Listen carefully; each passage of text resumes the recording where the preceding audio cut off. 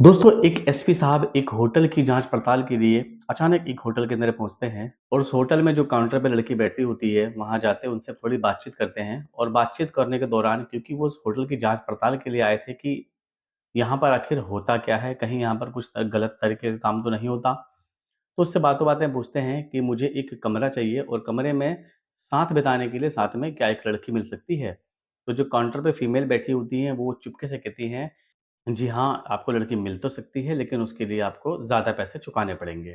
तो कहता है पैसों की कोई चिंता नहीं है, क्योंकि जो एसपी साहब यहाँ पर आए हुए थे, वो अपनी असली वर्दी वगैरह पहनकर नहीं आए थे, बल्कि एक ड्राइवर के रूप में यहाँ पर आए हुए थे। क्योंकि अगर असली रूप में वो आते, तो उनके साथ में बहुत सारे पुलिस वाले होते, जिसकी वजह से ये सारी बात नहीं बता पाती। लेकिन वो एक ड्राइवर बनकर आए थे, एक ट्रक ड्राइवर बनकर आए थे, जिसकी वजह से वो उनको नहीं पहचान पाती है और कहती है कि इस काम के लिए आपको थोड़े ज़्यादा पैसे देने पड़ेंगे। एसपी साहब जो ड्राइवर का रूप बनाकर आए थे, मुझे पैसे की कोई चिंता नहीं, बस खाली मुझे यहाँ पे एक लड़की दे दो। जो काउंटर में बैठी फीमेल होती हैं, वो अपनी लिस्ट में से देखती हैं कि आज कौन-सी लड़की आज किस ग्राहक की सेवा के लिए उपलब्ध यहाँ पर है। तो बहरहाल उसको एक लड़की मिलती है और वो जिस कमरे में बैठी होती है, वो उस कमरे की चाबी उन एसपी साहब को दे देती हैं और कहती हैं कि आप इस कमरे में चले जाइए, यहाँ पर आपको आपकी सेवा के लिए एक लड़की जो आपको वहाँ पर बैठी मिलेगी। एसपी साहब जो पहले ही जाँच-पड़ताल के लिए यहाँ पर आए हुए थे, वो जैसे ही उस कमरे के अंदर पहुँचते हैं और कमरे का जैसे ही गेट खोल के उनकी अंदर एंट्री होती है, सामने जो लड़की बैठी होती है, उसको देखकर एसपी साहब एकदम हैरान हो जाते हैं, चौंक जाते हैं, क्योंकि वो लड़की कोई और नहीं, खुद उनकी बीवी होती है। तो इस कहानी में आगे क्या हुआ, ये जानने के लिए आपसे एक गुज़ारिश है कि आप इस चैनल को ज़रूर सब्सक्राइब करें। जैसे ही एसपी साहब की बीवी की नज़र एसपी साहब पर पड़ती है, उसके भी पैरों की तले ज़मीन हिल जाती है। एसपी साहब भी देखकर उसको शॉक्ड हो चुके होते हैं। एसपी साहब खाली उनसे एक ही अल्फ़ाज़ कहते हैं कि अब मेरी समझ में आ गया कि अगर मैं तुमसे अपनी ड्यूटी के दौरान बात किया करता था, तो तुम घंटों-घंटों जब बिज़ी रहती थी और मैं तुमसे पूछता था कि तुम कहाँ बिज़ी थी, तो कभी तुम कहती थी कि मैं अपने दोस्त से बात कर रही हूँ, कभी कहती मैं अपनी माँ से बात कर रही हूँ।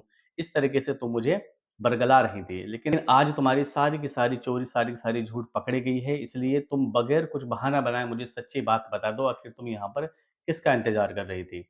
जो उनकी बीवी होती हैं, वो पहले से घबराई होती हुई हैं, रोने लगती हैं, माफ़ी माँगने लगती हैं कि मुझे माफ़ कर दो, मैं आज के बाद से ये काम नहीं करूँगी। लेकिन एसपी साहब जो है, वो बिल्कुल भी उसकी बात को नहीं मानते हैं और उसे कहते हैं कि मुझे तुमसे ज़्यादा बात नहीं करनी, बस खाली मुझे आप ये बताओ कि तुम यहाँ पर किसका इंतज़ार कर रही थी? काफ़ी डाँटने के बाद जो उनकी बीवी हैं, वो हकीकत बताने के लिए राज़ी हो जाती हैं और कहती हैं कि मैं यहाँ पर एक लड़के का इंतज़ार कर रही हूँ, जिस लड़के से मैं पिछले कई साल से प्यार करती हूँ। इतना सुनना था कि एसपी साहब भी एकदम भावुक हो जाते हैं और शॉक्ड होने के साथ-साथ उसी बेड के ऊपर बैठ जाते हैं और सोचते हैं कि जिस लड़की से मैंने इतनी मोहब्बत करी, आखिर ऐसी क्या कमी रह गई जो ये लड़की बहरहाल एसपी साहब ने कुछ और ही ठान रखा था और उससे कहते हैं, "करो और सीधा मेरे साथ घर चलो।" वो लड़की भी चुपचाप अपने घर उसके साथ में चली जाती है। घर जाकर एसपी साहब कहते हैं कि ये अपना फ़ोन लो और अपने फ़ोन से उस लड़के को फ़ोन करो जिसको तुम प्यार करती हो और उसे यहाँ पर अभी तुरंत बुलाओ। जैसे आपकी बीवी होती है, वो तुरंत उस लड़के को फ़ोन करती है और कहती है कि आप यहाँ पर आ जाओ, मुझे आज आपसे मिलना है। आज हमारे घर पर कोई नहीं है, तो इसलिए आज मैं चाहती हूँ कि मैं तुम्हारे साथ यहाँ पर रात गुज़ारूँ। लड़का जो है वह कहीं नौकरी कर रहा होता है, वहाँ से जैसे-तैसे करके वो भागा-भागा उस लड़की के वहाँ पर पहुँचता है। उसे लगता है कि आज मेरी पार्टनर के साथ में मैं रात बिताऊँगा। जैसे ही वो भी गेट खोलकर अंदर पहुँचता है, तो अंदर जो नज़ारा देखता है, वो भी देखकर एकदम शॉक्ड हो जाता है कि वहाँ पर एसपी साहब हैं और उनकी बीवी है। तो एसपी साहब कहते हैं, "जनाइए मुझे आपके बारे में सब कुछ मालूम लग चुका है, तो अब ज़्यादा घबराने की ज़रूरत नहीं है।" काफ़ी इमोशनल होने के बाद, अपनी आँखों में आँसू भरे होने के बाद एसपी साहब उससे ये बात कहते हैं, "लेकिन अब मैं तुम दोनों को एक साथ में करने वाला हूँ" और ये सब कहते हुए एसपी साहब तुरंत उस घर के अंदर एक वकील को बुलाते हैं, 2 फूलों के हार लाए जाते हैं और वहीं पर अपनी मौजूदगी में वकील साहब को बोलकर उन दोनों की शादी करा दी जाती है। शादी करा देने के बाद एसपी साहब अपनी बीवी से कहते हैं कि जाओ अब तुम हमेशा के लिए जिस लड़के से चुपके-चुपके मिलती थी, अब तुम हमेशा के लिए उस लड़के से मिलती रहो।